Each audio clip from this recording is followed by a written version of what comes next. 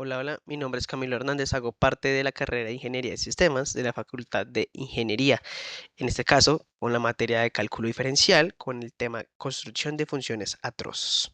Entonces, para iniciar con ese tema, debemos, digamos, tocar primero el tema de qué es una construcción de funciones a trozos antes de entrar como tal al tema. Entonces, en las matemáticas, una función por partes es una función cuyo dominio está dividido en varios intervalos, entonces en los que la función puede definirse de forma diferente. ¿Qué quiere decir esto? Bueno, suena mucho más fácil, bueno, es mucho más fácil de lo que suena realmente. Digamos, una función a trozos en el cálculo diferencial viene siendo lo que decía ahorita, digamos, funciones definidas por partes, por tramos.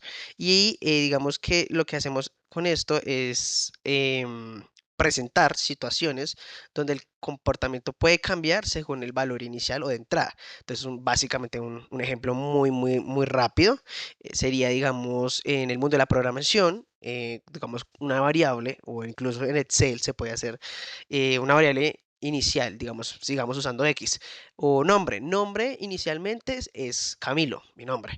Pero si se cumple tal propósito, si se cumple tal comportamiento, entonces nombre ya no es Camilo, sino es Juan. Entonces es un ejemplo por encima de lo que es básicamente una función atroz.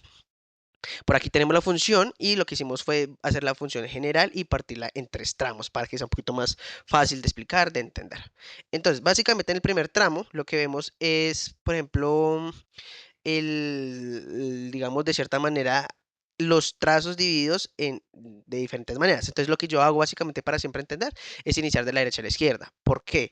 Porque mi lógica, digamos, en el mundo de la programación es siempre decir, bueno, si se cumple tal función, entonces pasa esto.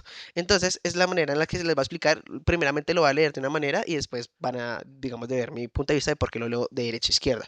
Entonces, para este caso, fx, f el primer tramo de f a la x, el cociente de x digamos, al cubo más 2x a la 2 entonces más uno. Entonces esto básicamente lo que dice es dividido entre x más 2 es si x es menor que uno.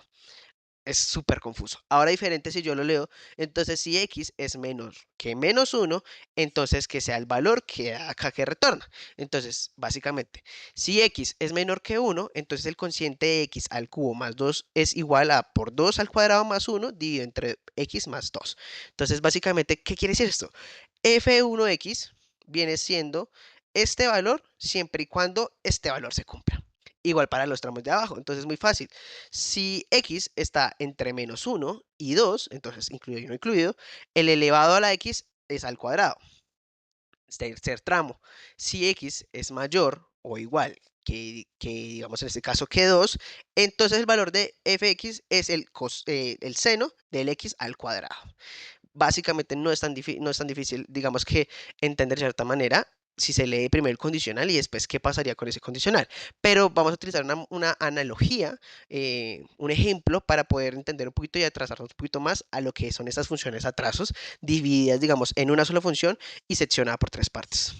Entonces, tenemos la gráfica general en nuestro plano cartesiano con las tres funciones como tal y ya, digamos que implementadas. Entonces, vemos que tenemos el racional, tenemos también el tema del el exponencial, que vendría siendo este, entonces el racional, el exponencial y el trigonométrico. Entonces vemos que en el primer tramo pareciera que el racional fuera solo esta línea y el exponencial fuera como un tipo de O que no termina de concluir y el trigonométrico fuera, digamos, este tramo que parece, digamos, los latidos del corazón, pero no. Entonces, para explicar esta parte mejor, lo que hice fue dividir esta sección en colores. Es decir, seccionar las funcionalidades a trozos. Entonces, básicamente vemos que en la primera lo que tenemos es una subida, digamos, fuerte, tenemos una subida bastante fuerte acá, que después baja aún con más fuerza. Pero en la segunda función vemos una subida constante y acelerada que no termina nunca bajando, como podemos ver. Y en la tercera, el tramo, tenemos una que oscila sin parar, que como es como si fuera en una carretera, un carro que coge muchas curvas. Ahora sí, digamos, el ejemplo de cómo podemos explicar esto de mejor manera, algo más familiar. Entonces, un ejemplo, una montaña rusa. Tenemos la racional, que en este caso, si demos de cuenta, esto sube y baja muy rápido. Entonces, tenemos lo mismo con la racional, en este caso, sube y baja muy rápido. Tenemos la exponencial, que es como un acelerón hacia arriba, que realmente no se ve hacia dónde termina, y acá lo vemos igual. El exponencial, que si termina casi en un abismo para una montaña rusa.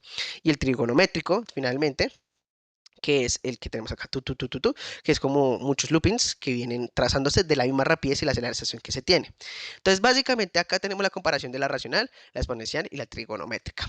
¿Qué significa esto? Básicamente para digamos, del tema del dominio, en este caso todos los valores, excepto el -2, hacen parte del dominio y se pueden medir.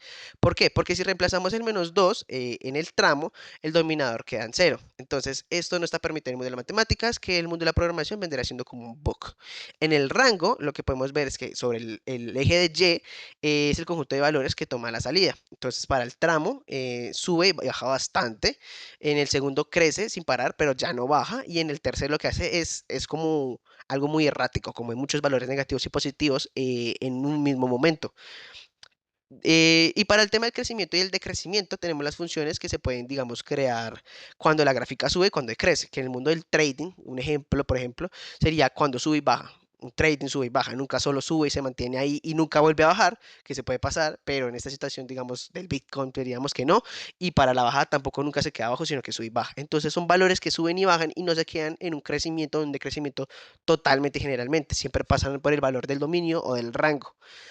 Y bueno, básicamente, esos fueron como los ejemplos que les di de, digamos, del dominio, del rango, la segunda parte de sube sin parar, lo que les comentaba, cuándo crece y cuándo decrece, y pues eso sería, digamos, en conclusión, básicamente el tema de las funciones atrozas es algo que vemos muy cotidianamente, pero que no nos fijamos, que lo podemos ver desde el lado del trading, desde el lado de la programación, desde un Excel para hacer la analítica, no sé, análisis de datos, para hacer muchísimos tipos de cosas, para la arquitectura, la ingeniería, se pueden usar, pero básicamente, digamos, si entramos más a fondo, es cuando lo vemos en acción, las funciones atrozas. Entonces, bueno, eso sería todo por hoy y muchas gracias.